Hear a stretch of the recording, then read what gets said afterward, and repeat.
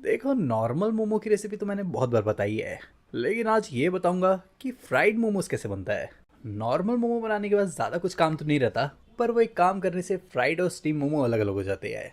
वैसे हाँ, अगर आपको स्टीम मोमो की रेसिपी भी देखना है तो आपको उसकी रेसिपी भी इसमें मिल जाएगी। वैसे हाँ, शुरुआत करना है सब्जियां काटने से। तो फिलहाल तो मैं ले लिया हूँ प्याज, और प्याज को ना एकदम बारीक बारीक काट ले रहा हूँ।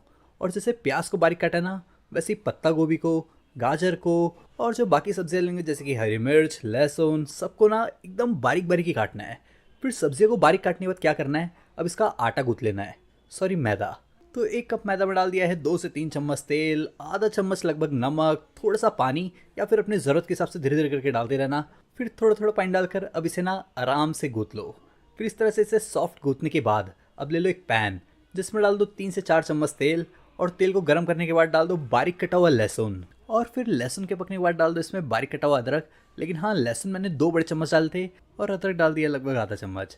फिर डाल दिया अपने टेस्ट के हिसाब से हरी मिर्च। हरी मिर्च को भी ना हल्का फुल्का पका लो। और हरी मिर्च के बाद डाल दिया है इसमें प्याज। प्याज भी देखो मैंने एकदम बारीक काट के डाला है।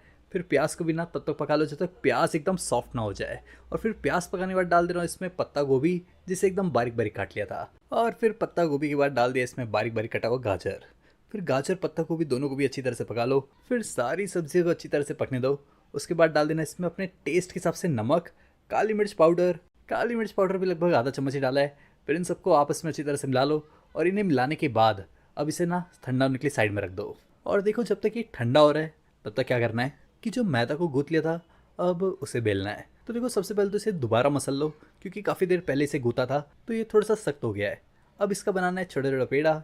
और फिर पेड़ा बनाने के बाद इसे बेल भी लेना है। तो देखो, इसे ज़्यादा छोटा भी नहीं बेलना है। हाँ, पूड़ी से बस थोड़ा सा छोटा ही रखना।